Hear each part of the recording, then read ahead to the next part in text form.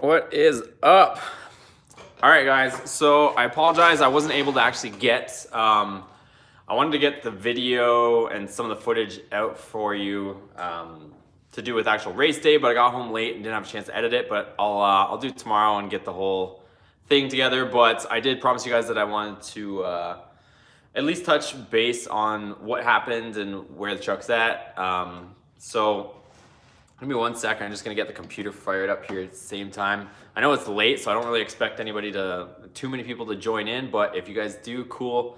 If not, not a big deal. I'm gonna leave this posted so everybody can see it. Let me just pop this open here on my computer so I can kind of see what you guys are saying at the same time. Let's see. Okay. All right, so we got a few people in here. So anyways, truck worked pretty good. I guess I should get it in the picture so you guys can see the way it's set up right now. The truck worked pretty good. Didn't have any major issues, but it didn't quite work the way we wanted it to. To be expected anyways, I guess. Everything worked good, but at the same time, we learned a few things, I should say. Jay Green and I were working with the HP tuners, and we were actually doing live tuning. I don't know if Jay's gonna be in here or he's gonna see this video, but I don't know if there's too many people that actually work that closely with them that while they're at the track that they actually send him a data log and then send it back. I'm not aware if there's too many people. I might be one of the only ones. He can probably chime in on that and whether that's true or not, but we ended up going back and forth live at the track. He was sending me tunes, I was sending him data logs, back and forth. We probably changed it about 4 times. We did put the slicks on, so we got the slicks on the truck, but we're playing with tire pressure, so I'll just run through it with you guys since there seems to be a few people joining in here. And give me 1 second to figure out how to turn this thing on so I can see you guys. Top chat, live chat. So that I can see what you guys are saying on here. You guys have to bear with me. Okay, so anyways, what we ended up doing was we were getting everything sorted out. We ended up starting off with 20 pounds as per Jay. He recommended trying 20 pounds in tires, and I don't think, that was my first time running those tires. I don't think I got enough heat in them in the first run, and I got the time slips here, so I'll run through that with you guys. I don't think I got enough heat in the tires the first run. I spun quite a bit. I still hooked decently, way better than those Goodyear Wranglers, but I did spin. And I'll grab it right now. Ended up running this is all 8th mile, so this was not quarter, it was 8th mile. Ended up running a 7.981 in the 8th mile. Reaction time was a 0.201. 60 foot was a 1.86. 330 feet was 5.18. And that was at 87 miles per hour and 87.20. So that's what we ran. I don't know if this is gonna be backwards. Is that backwards? Yeah, the numbers look all French. So I'll just read them out to you guys, but that's what we ended up running. And it wasn't bad. I mean, I'm not too thrilled about it. It's gonna be faster, it should be faster, but it's not a terrible time at the same time. So that was literally the first run of the night. We did some data logging when we took a look to see what was going on. It ended up, we were running out of fuel up top. So I want to get into some other stuff too about that, but we were running out of fuel up top. And what I mean by that is the air fuel ratio was going just a tad lean. So with this setup, if you guys ever do this in the future, you're doing it, you kind of want things to stay in like the 11 to 1 ratio, air fuel ratio. So you kind of want to stay around there, but it was actually dipping into the 12s. It was just barely touching the 12s. And when that was happening was because it has a modified transmission tune and we've raised the shift points all with the HP tuners. What happens is the supercharger, and I don't want to get crazy technical in this video, but the supercharger is dependent on RPM for how much boost it's gonna build. So it builds about 7 to 8 PSI, and if we take it over 6 grand to like 6,200 or in and around there, it's actually gonna make a little bit more boost than maybe what ProCharger had anticipated when they designed the kit. So not really any fault of ProCharger, because I'm sure if they took it to like 55 or 57 or 5,800, you probably wouldn't have this issue. And that's how we actually ended up solving the issue. So we were running out of fuel, and that was the first pass. Then we decided to add some fuel to the tune. thinking that would be okay. So what you do is when you go into the HP tuners and you add more injector duty cycle. So you add more fuel, you're commanding more fuel, that the fuel injector is going to open more. Just briefly to touch bases on tuning. The fuel pump, fuel pressure for the most part, you don't change it, or at least on these stock trucks, you don't change it unless you have a fuel pressure regulator. So the fuel pressure and the fuel pump is like a fixed thing, and then you're commanding the fuel injectors to open more fuel. So we were trying to do that, and we still weren't getting enough fuel. So we did that, I think, for a couple runs. We tried to throw more fuel at it, did data logging, and it was still leaning out. And then the second run, and I'll post all these videos of, you know, this is just me talking. We'll post actual fun stuff tomorrow. I just have to edit it and get a chance to. So second run, we did slightly better. I was getting a little bit more used to the tires. I definitely put a lot more heat in them the second time. So I stood on it a lot more and got them smoking pretty good, just to get some more heat in them, because the first time they just spun right out of the gate. And it seemed like the right side lane was better than the left. The left was kind of slippery for whatever reason. Second one, reaction time was a 0.175, 60 foot was a 1.888, 330 was 5.194, and 8th mile was 7.961. So we're still kind of stuck around the 7.9 range compared to the first run, and that was at 88 miles per hour, 88.31. So we picked up about 1 mile an hour over the first run, so we did slightly better. But after we did data logging the second run, we decided to, we did some data logging, we reviewed it, still not getting enough fuel. So at that point, we kind of sat down, and I'll get into the third run and what we did. We had to make a decision on what we were going to do. Were we going to try to squeeze it, push it, potentially harm the engine just to get a good night in? Obviously, I made the decision not to. We could have pushed it and seen what it would run, but I wasn't willing to do it and risk it. So it's just not worth it just for a simple night. So we ended up backing things down. Another thing to mention is, I think if you guys have been following along a little bit, I mentioned in another video that we were getting a bit of false knock or phantom knock. Essentially, it's knock that's not coming from detonation or the engine, but something that's rattling on the engine. Could be a motor mount, could be whatever, but we're picking up a lot of knock. So knock sensors, I don't want to get too technical again in this video, but they usually read from 0 to 5 volts. It's kind of just the range most sensors do. And this thing was, Jay was telling me he was reading the logs and it was spiking at like 5 volts. So like the motor would be grenading at 5 volts, and it's obviously still together, still healthy, still well. So we're getting a false reading, but we weren't sure from where. And when I mentioned that I still have the stage 8 fasteners on, he started laughing and said that's definitely the issue. So I gotta remove those. If you guys don't know what stage 8 fasteners are, they're bolts. They're very ingenuitive. They're bolts, and it has kind of like a tab on it with a C-clip that goes over top. So where those are located on my truck is on the header bolts. So they're pretty ingenious. The bolt goes in, the tab goes on top, and then you put the C-clip on the top.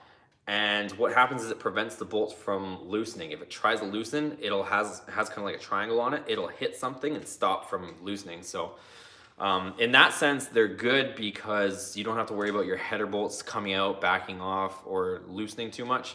It'll actually keep your bolt from coming out or coming undone or completely back and threading itself out. But they're kind of a jangly, rickety thing, I guess, in a sense. It has the tab and it has a C-clip, and they kind of can rattle, or that tab can hit the runner on the header. And Jay's thinking that's probably where we're getting the knock from. So I gotta remove those, even though they're an ingenious and helpful design. I'm gonna remove them. And that should get rid of our false knock so that we can actually read and monitor true knock, which would be the piston slapping around, which is what we wanna watch for. But right now it's just like, there's too much noise going on in the engine to actually be watching it closely, is probably the best way I could put it. So what did we do? Why I wanted to mention the knock. So because of the false knock, it was actually pulling a bunch of degrees of timing too. So not only were we running out of fuel, but we're running out a bunch of timing. So it was pulling timing, and that's what the I guess tune, even from factory, the tune will do that to protect the motor. So it was pulling a bunch of timing. So not only were we lacking fuel, but also lacking timing, and this thing was still flying down the track pretty good. not to brag, but I pretty much was out timing almost every single cab there. I didn't watch them closely, but any of the ones that I saw, and even some friends that I met there, they said that it was pretty much the fastest Ram there, even though it's 4-door, and even though, in my opinion, it's not dialed in yet. So what do? We ended up dialing it back. We lowered the shift point so that it doesn't go over 6 grand, just to protect the motor, and we threw a bunch of fuel at it just for fun. And that was when I actually ran the best pass of the night. So it wasn't crazy different, but it was better. So that was, where is it? I think it was, oh no, that's, sorry. That's just the Costco receipt. They look identical. I was laughing because I picked it up out of my truck earlier, but I ended up running a, reaction time was actually pretty good. I ran a .107, 60 foot, wasn't as good. Or hold on, I grabbed the wrong one. And all my Costco receipt stuff. I actually ran a, reaction time was a lot better. It was probably the best I did all night. It was .057, so I don't know, it was pretty good in my opinion. 60 foot was also, again, the best that we ran. 1.799, 330 feet was 5.081. And the 8th mile, we ran it in 7.847 at 88.76 miles per hour.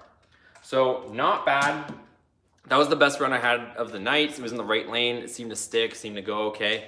One thing I will comment is with the stock suspension, and I've talked to a few people that are already running these slicks on these trucks. The stock suspension, with it being pretty soft, it was pretty sketchy going down the track, in my opinion. It was like, the truck was kind of just doing this dancing thing all the way down the track, which I wasn't too comfortable with. I mean, in the 8th, it seemed kind of like a handful. It didn't seem very stable. In the quarter, doing an extra 20 miles an hour, I don't really know how comfortable I'd be with that. I'm hoping, I don't know, I've talked to a few people, they said if you stiffened up the suspension, if you lowered it, it probably wouldn't be as bad, but like the truck was literally doing this, it felt like going down. I don't know. It wasn't like it got out of hand, but I don't know like if that kind of back and forth motion would get worse. It would probably get pretty hairy if it did. So that was the best run. I tried to make one more stab at it. Went around, we were running out of time tonight, and that was the other one that I picked up by accident here with all my stack of nonsense here. And that was the .107, 60 foot, like it spun. It did terrible on this one. And it was weird because I still put a bunch of heat in the tire and it still spun. That was a 1.957, 60 foot, 330 was 5.325. And the 8th mile was 8.122 miles per hour, 87.75. And that was actually, I just want to give you the specs on the vehicle I was running next to.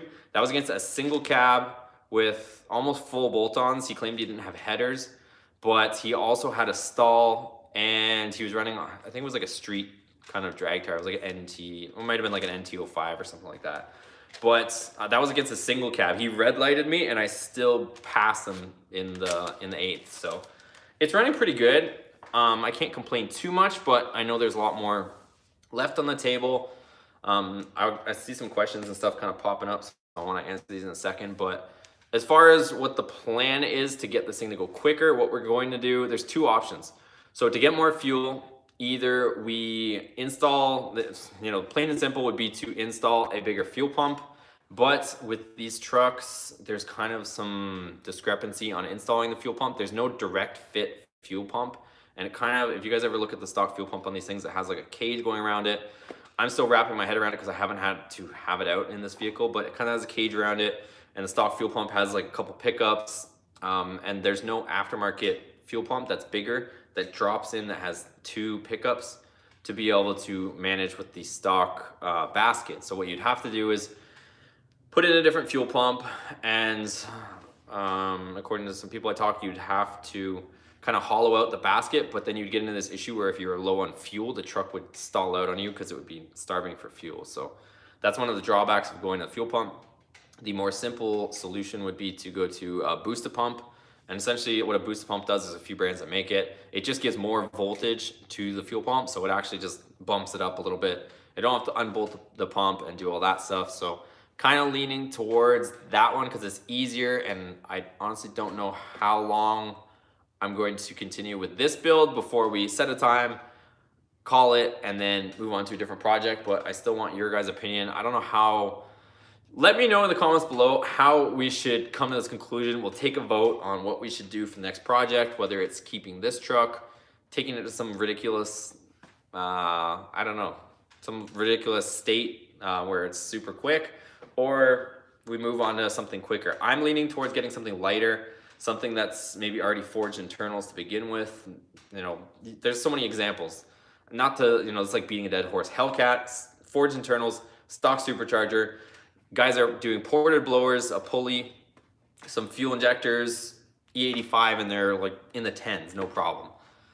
You can get a Corvette, newer Z06, forged internals, stock supercharger, same thing. Ported blower, put a pulley, put some injectors, put E85, 900 horsepower. It's like, these guys are like killing it right now, and the rest of the vehicle is made to withstand that too. It's like either that or we reinvent the wheel with this big fat heavy truck and, you know, get satisfactory numbers, but nothing too competitive. I mean, it would be competitive in the truck world, but against a car or something like that, somebody with similar money invested would blow the doors off of this thing. So that's kind of where I'm at, but I want to get your opinion on that. But I don't know how to exactly, because I don't know, I don't want to do it all. I want to make sure that you guys are, you know, involved in the decision and that you guys are going to enjoy which direction we go. Right now, obviously, we have everything. Another idea would be to pull the stuff off this truck, wait for like a salvage single cab, and just like throw everything at it and just see what happens. I think that'd be fun, but it'd be a lot of work. I don't care about the work aspect, but actually finding that deal and putting it all together, I don't know how quick it would happen. So I see some questions here, so let's see if I can answer them. What's up? How's the weather, bro? No, numbers looked good. Numbers are okay. Got to get them Hoosier sticky. Yeah, I tried to get, like, first pass, I didn't get as much heat in them as I liked. I thought it was me. Put more heat in them next pass and still kind of didn't run the best time. So it was kind of prep. And then I talked to some other people afterwards, and they said that everyone was having traction issues and that the prep wasn't that good. So I guess it wasn't just me. Bittner says, yo, what's up, bro? You should try Hemi Fever. No. That's a short answer for that. No. Cam the Ram, man. It depends what we do with the build. Yeah, like going back to what we were just saying, if we end up continuing with this build, then we'll go all out. But at the same time, I think rather than putting a cam in the 5.7, put it this way, I'm gonna throw some numbers at you guys. So a cam, all said and done, you're gonna be, I want to say $3 grand with all the supporting stuff you need to do. And just to put this in perspective, a cam, $3 grand. How much is a 6.4 out of a 2500 truck with forged internals, with an iron block? That thing is like, you can pick them up for like 4. So do the math. Cam plus this, but you still have cast pistons, or 6.4 for just a fraction of more money. You have forged internals, and you can put the supercharger on it, and you can crank the crap out of the boost and really make some jams. So if we decide to, you know, turn things up, I think that would be the better way. But I almost, now I can say it now that the deal's not on the table, I was this close to getting a 6.4 motor probably about 3 weeks ago. It was an insane deal, but honestly, you guys are probably gonna think I'm lying, but I didn't really have the funds to kind of delegate to that. I was kind of cutting things a little bit close, and I really didn't want to be dropping $3 grand on it. So I almost got a 6.4 motor for $3 grand. It would have been nuts, but I really wasn't sure if I wanted to go that direction with the truck, and at the same time, it just really didn't have the funds available to be spending on that. So what else we got? Cam the Ram Man, what's up, bud? What's up, SDC 612? I'll go for option 2, boost the pump. Yeah, I think that's, I don't know, I was on Facebook today. If you guys aren't on there, I know during the day, pretty active on there, but yeah, there were some guys kind of not too fond of the boost pump. I know boost pump's kind of a band-aid fix, but it's a tried and true method. A lot of guys run that. Doesn't matter if it's like, that's like, it's been around for a while. There's lots of guys running boost pumps with no issues. Yes, it overworks the pump, but there's tons of guys doing it and no issues. What else? Probably the weather too cold for the track. No, it actually wasn't that cold. It was, what was it? It might have been like 60 degrees. It really was ideal temperature-wise. I didn't really look at the DEA. I was just trying to run the truck. But temperature-wise, wasn't too bad. Throw SRT10 in there and some NAS. Actually, there was an SRT10 there last night, and I would have smoked it. He didn't run nearly what I was running, so not to like brag, but it's just the reality of it. And I've mentioned in another video, I do have an SRT10 single cab that I haven't showed you guys. No BS, I do have one. I just haven't brought it. I don't have it here. It's stored very far away, but I will at some point reveal that, show it. But yeah, I have one of those. I don't know if it's a limited edition one. It's a commemorative one. It's like 1 of 200. So I don't know if I'm gonna like mod the crap out of it, but I do have that. So eventually you guys will see it. Cheapest way is to keep moving forward. I don't know if that's the cheapest way. Really, I'm pretty resourceful as far as stuff, and honestly, every single one of my builds, I've been very budget conscious. So you guys already know, if you guys have been around on the channel for a long time, every mod that we've put on that truck has not been full price. I literally don't think there's any mod that I've paid full price for in the whole truck. So just being, I don't even want to call it cheap, just being smart with the purchase is why all this happens. So the headers got for like, what was it, something stupid, like 250 bucks for brand new JBAs or something there in and around. Pro Charger kit got second hands. I think it was like 4,200 bucks versus what, 7 grand new.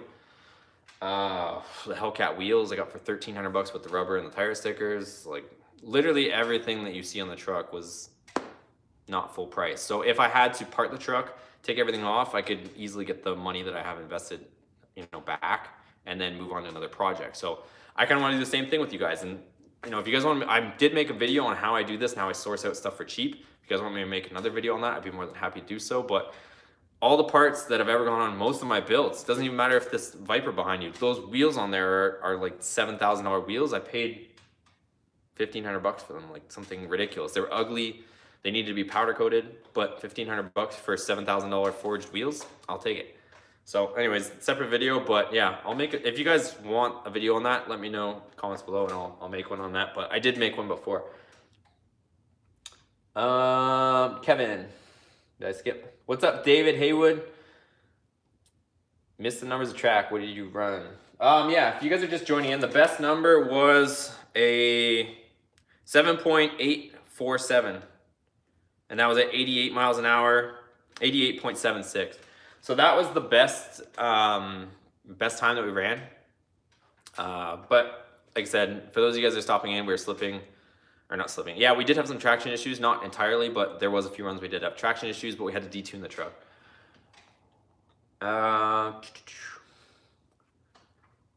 Say Hoosier.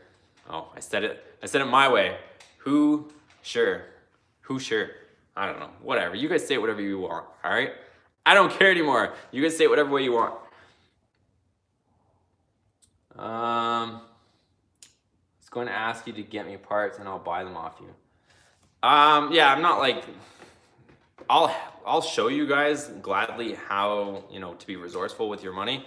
I think that's like one of the most beneficial things I could probably tell you, because I'm not rich by any means, but I have cool stuff, I think, in my opinion anyways.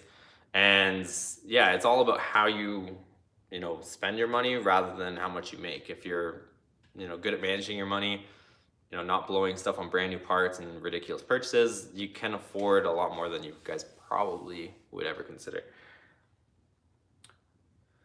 What else we got? Mark says, stay on this project, bro. I know. It's fun. And honestly, like last night at the track, I met some cool people that were actually like, giving me props on the whole thing. They were like, man, that thing's flying. And I don't know.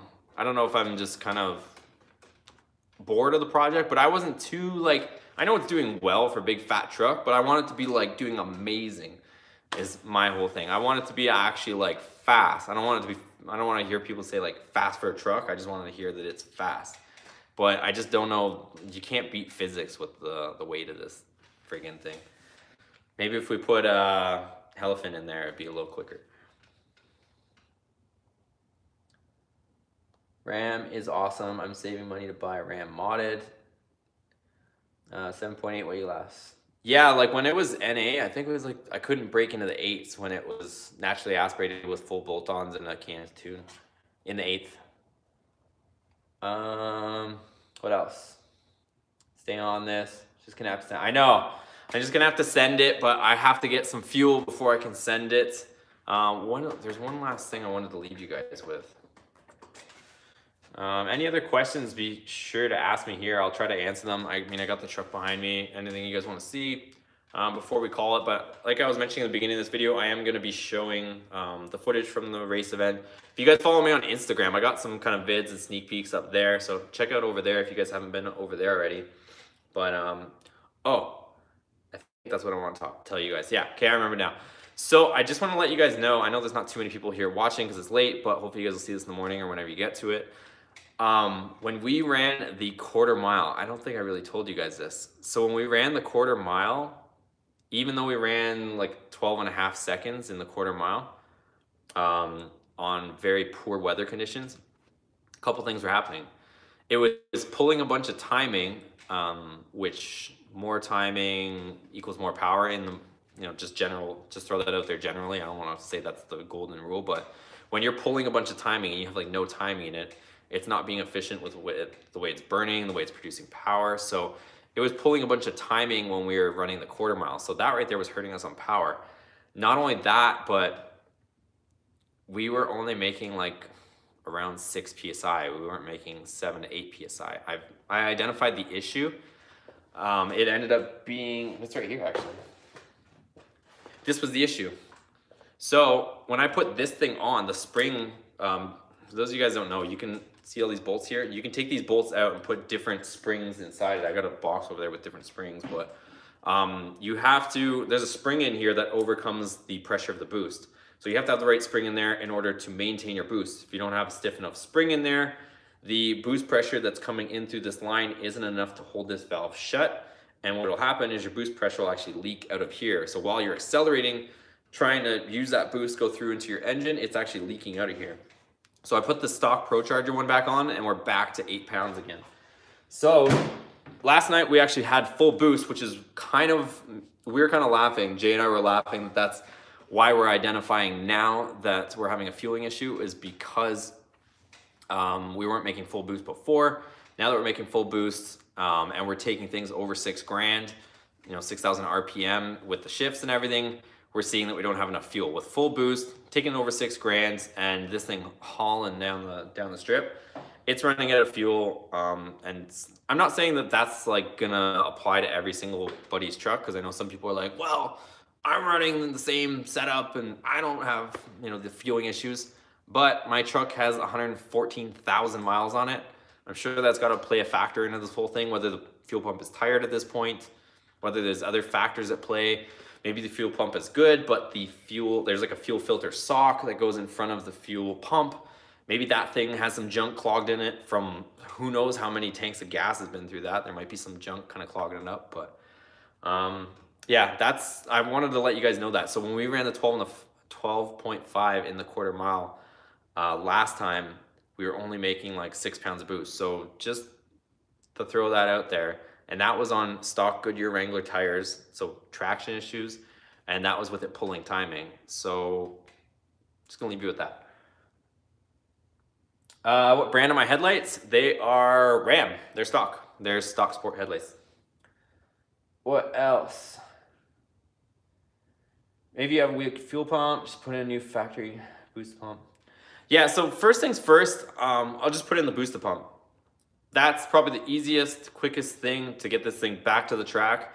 I can wire in a booster pump. I don't have to drop the tank. I just wire it in line. And what the boost pump does is it just feeds the fuel pump more voltage. So you don't have to do it at the pump. There's some guys that put them underneath the hood. There's some screws and dials that you can adjust for how much more, how much more voltage you want to send to the pump. And that's probably what we'll do. We'll try that, see if we have enough fuel. If not, then we gotta go to plan B. What else?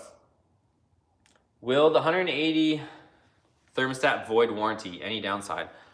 If that's, if you're already asking that question, I would say don't do it, because there's just so many other things that have to go along with a 180 degree thermostat. with the 180-degree thermostat, depending on if you have active grill shutters. If you do have active grill shutters, they're gonna fight you on the 180-degree thermostat. The truck's gonna wanna keep itself at around 203 degrees the whole time, which is a stock thermostat.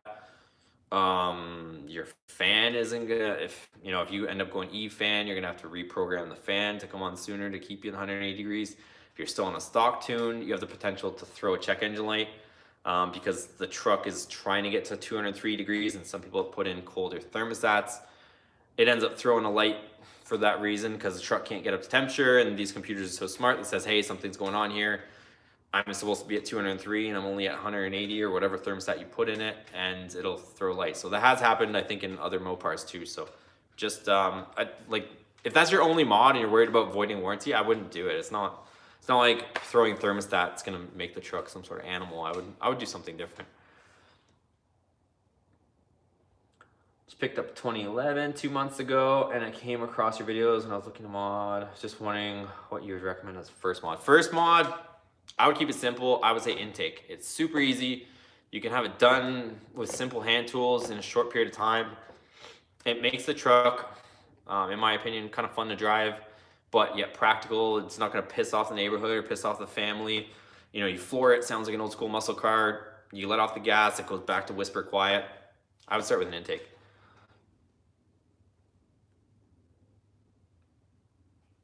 All right, you guys. Okay, well, I'm gonna leave you guys with this. Any questions that you guys have, let me know. Let me know in the comments below, and I'll try to make a video on it. But I do want to make.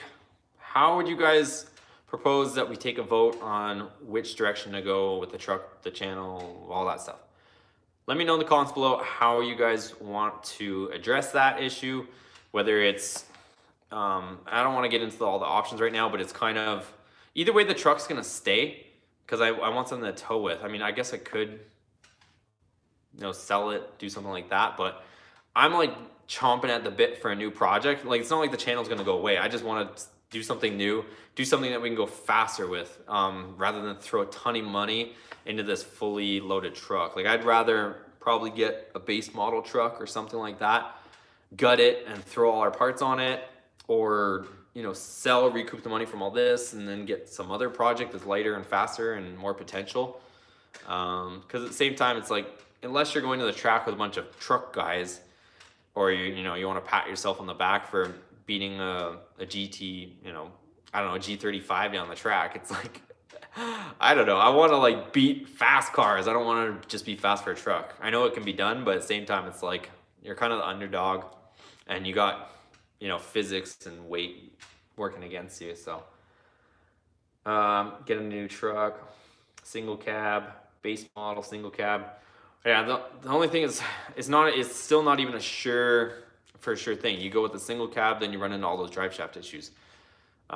Just remind you guys again, the single cab guys have a huge issue with drive shafts snapping. They put in beefed up drive shafts, and then they end up cracking the tail housing on the transmission. There's nobody's come up with a, no pun intended, but a solid solution to fix the single cab issue. It's such a good idea too. I mean, what more can you ask for? A single cab is just like a couple 100 pounds heavier than a Hellcat.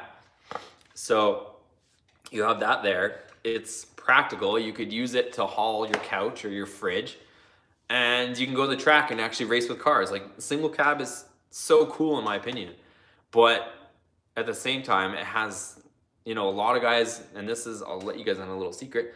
That's the reason why you see a lot of single cabs only running the 8th mile, because there's a certain RPM where the drive shaft spins too quick. And I'm just getting all this information from the single cab guys, but drive shaft hits some sort of frequency. I think it's around 130 miles an hour, or I don't know, somewhere around there. But anyways, they end up hitting a certain speed, and the drive shaft ends up, vibrating in some sort of frequency, and either the drive shaft will snap and come flying off, or if you put a reinforced drive shaft, it'll sit there and vibrate, and it'll break the back of the transmission off, which transmissions aren't cheap. So that's the issue with the single cab. Nobody's really come up with a good fix. Everyone's put, stiffened drive shafts in, but then some people have broken their transmissions. Duster 7172 Demon. I've messed around with older cars too, I think they're cool, but I think the way technology's gone in like the last 3 to 5 years, it's just, I don't know, it's hard not to like the new modern muscle stuff. Like, doesn't matter. I know there's a lot of Mopar guys on here, but like the stuff that all the big three are coming out with, whether it's Ford or Dodge or Chevy, like, you know, everybody has something to offer that's like over 600 horsepower from the factory with a warranty. Like, that's just ridiculous. So to go back old school, and even the guys, like a lot of guys that are running the old school stuff, they're trying to convert them to almost be modern. They're putting fuel injection. You know, they're putting fuel injection, they're running newer motors, they're putting LSs and older stuff. And I don't know. I think I would rather just get something that's ready to go, a good, solid platform. Like I said, the newer Hellcat engines, those things are bulletproof. People are making tons of jam. The newer supercharged Z06 motors, I think it's LT4, those things are making a ton of jam just right out of the box, and they're forged, and then you can do stuff to them and make them like stupid power. So I think I would probably go that route. But 426 crate, I'd probably do the 392, the forged one out of the 2500. It bolts right in and has forged internals. So I mentioned in another video, but the truck version of the 392, the 6.4, has forged internals, an iron block. It loves boost. I think that's kind of our thing.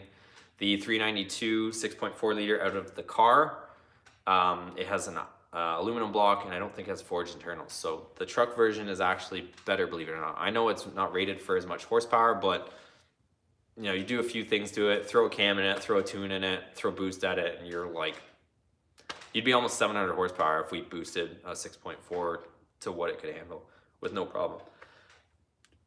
Anyways, guys, I'm going to wrap it up. I think we're rambling on at this point, but let me know in the comments below how we should make this decision, whether it's a poll on YouTube, how we should kind of, I don't know, how we should make this decision on what to do next.